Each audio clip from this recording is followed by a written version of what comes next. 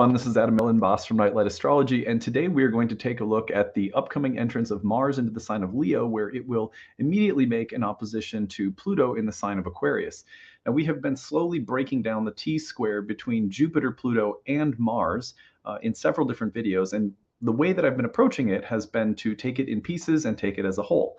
So recently we also looked at this upcoming T-square between Jupiter and Taurus, Pluto in Aquarius, and Mars in Leo from the standpoint of their combined energies or their combined expression. We also previously looked at Jupiter and Pluto together. Now we're going to look at Mars and Pluto together and give you a feel for what that archetypal combination is like as a standalone, because I think it helps when you get three planets involved to break them into pieces and then put them back together, and break them into pieces and put them back together. It's a good way to turn that jewel so that you're really getting a deep sense for the different nuances involved. So that's what we're going to do today. Before we get into it, as always, don't forget to like and subscribe, share your comments. If you have them, love to hear from you guys. You can find a transcript of today's talk on the website, which is nightlightastrology.com. And most of you know that we are approaching the start of my next class called Ancient Astrology for the Modern Mystic. It is a one-year program in ancient Hellenistic astrology. You can find it on the website. And when you go to the website, click on the courses page, click first year course to learn more about it. Year 2 and horary also begin in June for students who have already been enrolled in year 1 or finished it, or who are already currently enrolled in year 1 or who have finished it. You may look at those as well and join up with the advanced classes. In the first year program, we are diving deep into the world of ancient astrology and learning how to read natal charts, while also including an archetypal and psychological dimension, which comes from our modern tradition. So it's kind of a fusion course in that regard.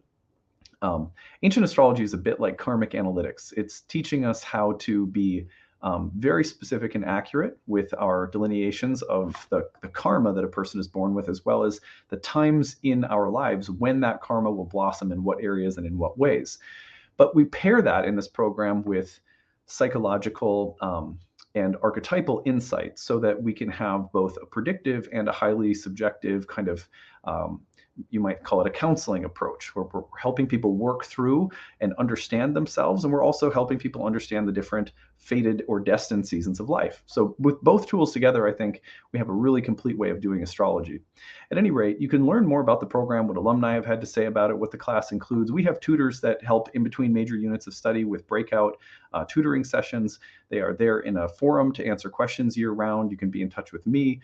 We have tons of homework, optional reading, bonus material, quizzes to help you. So if you have the intention to become a professional astrologer, to read for other people, this class will definitely support you in that. If you're someone who just wants to deepen your understanding of the language and use astrology for yourself, or just to deepen your own spiritual path, we have tons of people who take the class for that reason too. And it can be a little bit more laid back if that's your intention, whereas people who are going to go professional might be a little bit more intense. And the class really meets people wherever they're at. At the bottom of the page, you'll find the different ways that you can enroll. And you'll see that there is an early bird payment. The early bird payment is going to save you $500 off. And so that's a really good deal. You can also use a payment plan and spread things out over 12 months if that is helpful. And then finally, we have need-based tuition assistance. We do have some spots left. If you are hurting for any reason and need some help, please be sure to take advantage of that. Tell us your situation, and we'd be super glad to help you find a price point that works given whatever's going on in your life right now that's making it hard to do something for yourself. Studying astrology is a privilege, and it's a beautiful thing to do that we think that should be available for anyone who has a sincere desire to study. So as long as that's the requirement, and if you need a little help to make it happen, check out the tuition assistance. Let's see if we can give you a hand. Okay, well, on that note, let's get into today's talk on Mars and Pluto. First of all, let's give a look at the real time. Let's get a look at the real-time clock. You can see that tomorrow, or to round out the week, we're going to be looking just in particular at Mars in Leo, so breaking it down even further by doing a Planets in Profile episode.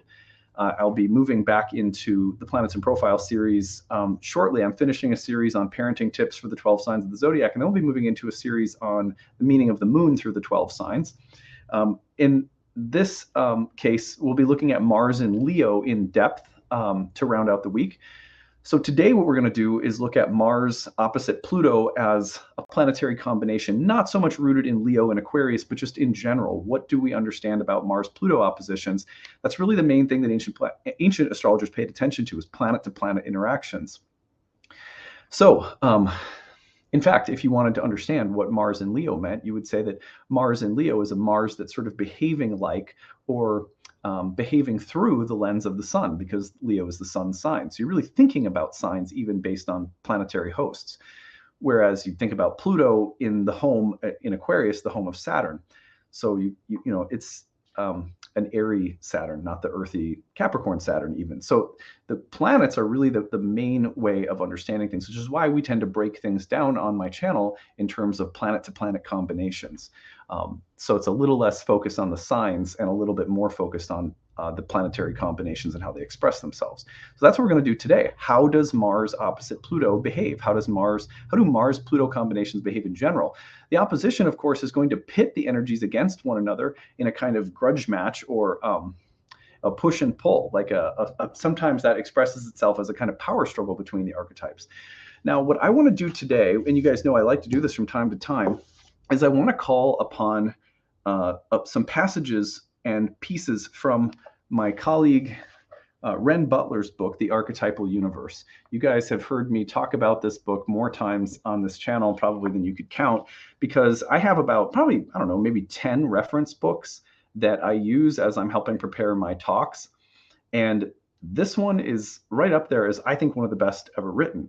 And I think that it could do nothing but help you become a better understanding of archetypal combinations, maybe better than any book that's ever been written, because it has such an approachable way of, the writing is very approachable, and the way the book is organized is very approachable. So anyway, this is a passage on Mars-Pluto, and what I want to do is just go through I picked certain things that he said that I want to elaborate upon. So, there's all sorts of things that he writes in here, so I can't cover all of them, you know, but if you have a copy of the book, I recommend reading it in the week ahead for these pairings. So Mars-Pluto. Intense willpower and courage. Now, you're getting willpower and courage from Mars, but you're getting the intensity, almost like you're turning up, you know, it's like the voltage is going up because of Pluto. So it's like it's a Mars that is being given the depth and power and focus and intensity of Pluto, the Lord of the underworld. Drive and passion. Now, drive and passion both are sort of like Mars words already, but when you get the word drive in there, that word has the feeling of almost something like nuclear behind it, some sort of self-propelling, like very similar to the word willpower, that there is something motivating us from a deep place, like the power beneath the beneath the plates of the earth, or the power beneath the volcano, the pressure that causes it to burst. That this is a passion that has a very deep source of power behind it that creates a passion and a drive and an intensity. That's Mars-Pluto. Determined efforts toward renewal and regeneration. Now, renewal and regeneration are Plutonian words, but the determined effort toward renewal and regeneration would be the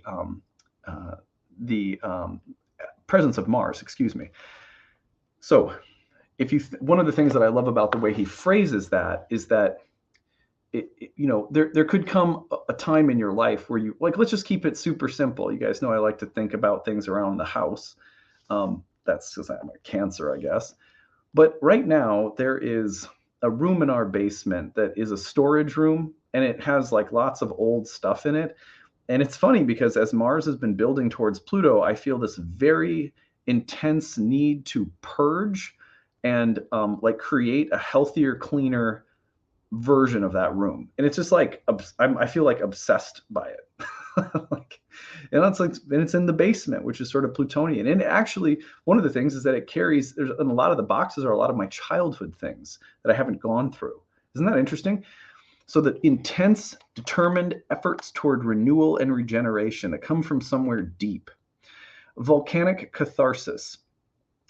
Interesting that Mars-Pluto is often also associated with a couple of different things in the process of procreation and like, human sexuality.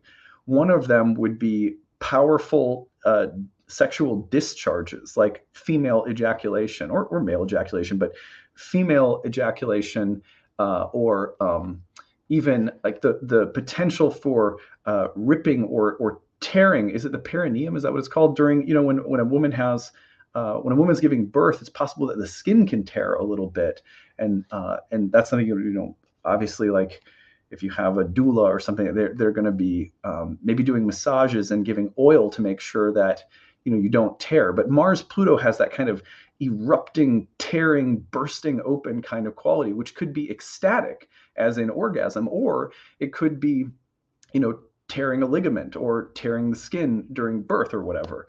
But it has this feeling of like libidinal and instinctual releases of energy that are often ecstatic, even if they're somewhat painful. Like you often think of Mars-Pluto in the cases when, let's just say, everyone has a code word right now, right? let's just say that you're getting into a space in intimacy where things are getting there might be something like bondage happening, or there might be something a little bit more about power and control and experimenting with those things in a safe way.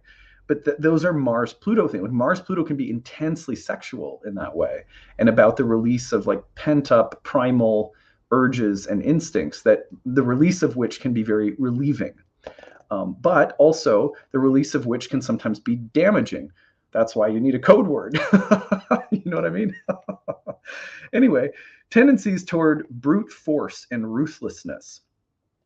This is one of the things that I worry about the most with Mars-Pluto in the air right now.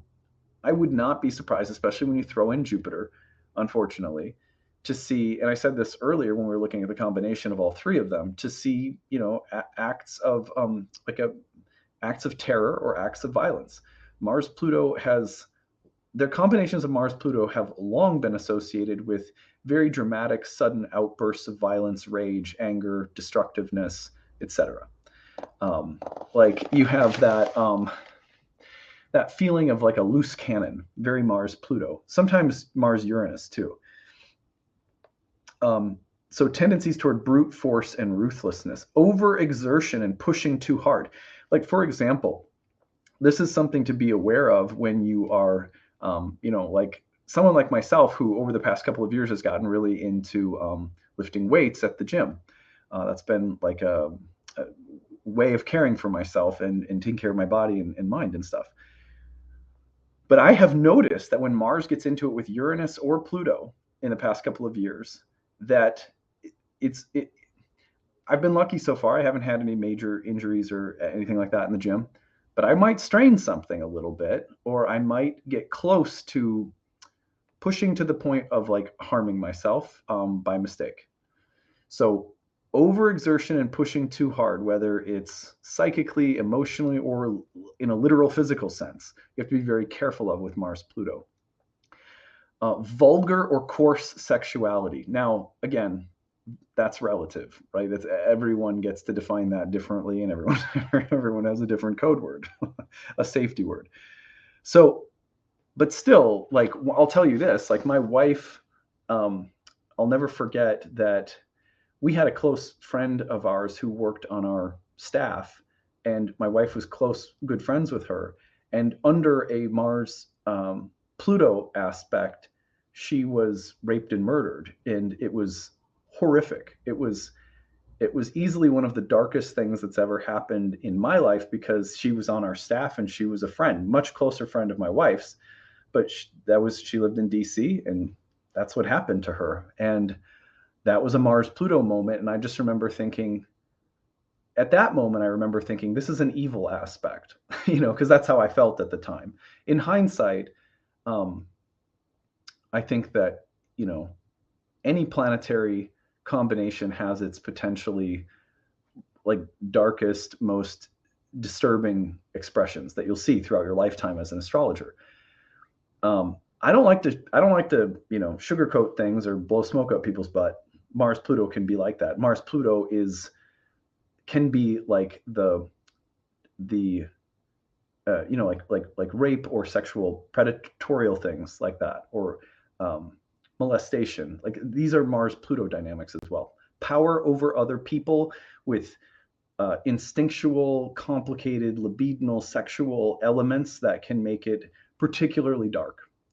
This is not the great aspect to go to, you know, a bar by yourself and not have friends with you or something. You know, like it's not one that I would recommend in terms of like safety first. But you know, just being safe with this aspect to me would mean be with good people, be in the right environment, stay sober, because you know, when the inhibitions are down, like you've been drinking or something, this is the type of aspect that can be very destructive with words or emotions, or unfortunately, like, you know, actual violence or whatever. Now, on the other hand, we covered that lovely set of topics. I like what he says here, which is qualities of assertiveness and decisiveness, courage and resolve, guts and gumption, a capacity to blunder through or forge ahead despite opposition, the will to do, the soul to dare, high and sustained levels of energy, powerful reserves of strength and endurance. See, so you have that feeling of like the hero that's been like bloodied and battered, and their eyeballs hanging out of their socket, and their arm is broken, and they're still just somehow trudging with a broken leg across the finish line to save the day and somehow miraculously win. That persevering, heroic quality that has died but stays alive. It's a survivor. That's Mars-Pluto as well. The will to go on in the midst of great darkness or challenge. High and sustained level of energy, powerful reserves of strength and endurance, ability to heal or transform situations through cooperative effort. Now that's interesting, because often you think of Mars and you think of like, well, it's a planet. I'm sorry. I'm so used to my camera being over there, but I forgot to charge it today, so I'm not looking in the right direction. So cooperative effort. You think of Mars and you think of individualism. But with Mars-Pluto, there's a collective dimension that comes through. The collectivity of Pluto is often the urge or impulse to act heroically on behalf of something larger or bigger, like to rush into a crowded stampede to, you know, save a kid. Like everyone's panicked and running, and you see that some kids are going to get trampled. You just run in and help and put your own life on the line or something. I'm making this up. I don't know where people get stampeded. Does that even happen? I don't think so. So yeah. So, but the cooperative effort of Mars-Pluto can be profound. Feelings of sexual empowerment, regeneration through sexuality. That is pretty cool. So it can be dark, but it can also be, you know, healing and cathartic. Shadow qualities, tendencies toward excessive self-will and machismo. I love how he puts that. Feeling drawn into situations that draw out and test one's aggressive tendencies. How about that? And that's so true. Mars-Pluto will put you into situations where it's like, will cooler heads prevail or will you snap, you know? And like, I think a lot of the times those situations are not life or death. It's not like, well, you're really going to come to blows with somebody, but it could be that you're going to put your foot in your mouth, or you're going to snap at someone, and it's like you're being tested. Well, how are you strong enough to be cool and collected? Or are you, you know, do you have to fly off the handle and try to like win or beat someone down to be right, you know, mentally or verbally or something? Feelings of savage ferocity and raging aggression, a struggle between the impulses towards self-preservation and those of transcendence. Yeah, selfishness versus doing something with your will that's on behalf of something bigger than yourself. That's a very Mars-Pluto-like dynamic. Sex and power, sadomasochism, lust and rage, urges to shove one's psychological shadow material into other people's faces. Yeah, that's interesting. Like the idea that like, I don't care what you think about me. I can feel you judging me, but then go one step further and try to flaunt or shove something in somebody's face that you feel like doesn't like you or is judging you, to provoke them, you know, stuff like that. That can be very Mars-Pluto.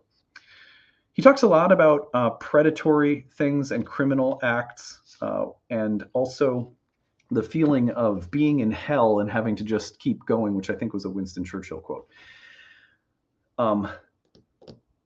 My experience of Mars-Pluto natives, like if you're born with Mars-Pluto, is often that the relation with anger, assertiveness, dominance is not easy. And it doesn't mean because you're born with that you will be some kind of overpowering, domineering type. More often than not, it means that you're afraid of power and have to, learn to develop a healthy relationship with assertiveness and anger and force, because none of those things are wrong or bad in and of themselves. They're just energies. But learning to work with them, not be afraid of them, standing up for yourself. Those are sometimes the lessons I see in the lives of Mars-Pluto natives. Sometimes you do have people who are born with like an excessive, bravado and machismo, and they tend to be domineering, and they have to learn how to tone it down. But often, I don't think I see a lot of people who actually struggle with the positive qualities, and Mars-Pluto will often manifest in terms of like people and situations that have over time convinced the individual that their own anger, will, aggression is dangerous and not to be utilized. It's too dangerous. Don't go there. And then other people somehow get to have that power in the person's life. And I think that could be something we see right now as well. By transit, when Pluto hits Mars in your chart, it's funny how the same kinds of themes will come up temporarily in a life situation somewhere, as usually expressed by the house location in the chart. That you'll work with needing to stand up, assert yourself, regenerate, overcome something heroically. Your heroism is being tested somehow. So your mettle is being tested. Anyway, these are some of the qualities of Mars and Pluto that I hope you will take with you as a meditation coming into this weekend. Remember, let's look at the dates one more time. I'll put this up on the real-time clock. Can't remember if I went over them or not. So it comes through Saturday, May 20th into Sunday, May 21st, and it's past the 0-degree mark by Monday, May 22nd. So if you put all that together, you're really getting the May 20th, 21st, 22nd window, and then Mars will go into the square with Jupiter. So we have talked about Pluto, Jupiter, and we've talked about Pluto, Jupiter, Mars, and now we've talked about Mars, Pluto. So we'll continue with this as we go along. Tomorrow we're going to be talking about Mars into Leo and just getting a deeper feel for the archetypal meaning of Mars in the sun's sign, in the sign of the lion. So that's it for today. Don't forget, before you go, to like and subscribe. If you haven't already, share your comments. Helps the channel to grow. If you want, you can find a copy of the transcript of today's talk on my website, nightlightastrology.com. Don't forget, my reading schedule is changing in the beginning of 2024. I'll be down to fewer time slots per week. I'll be only seeing clients Mondays and Tuesdays, as the donation-based reading clinic will be launching. And I should call it the affordable reading service, because I'm not exactly sure how it's going to be. We're still working out exactly how it will be structured. But either way, I'll be down to readings 2 days a week for forecasting and prediction and divination work for you guys. So the wait time, because I'm having fewer sessions per week now, the wait time could go up. So I'm just letting people know that if you're thinking of scheduling your 2024 reading, right now we're booking into, I think it's January or February of 2024. So, sign up now before the wait time gets longer would be my advice. All right, that's it for today. I hope you guys are having a good one. We'll see you for Mars and Leo later. Bye.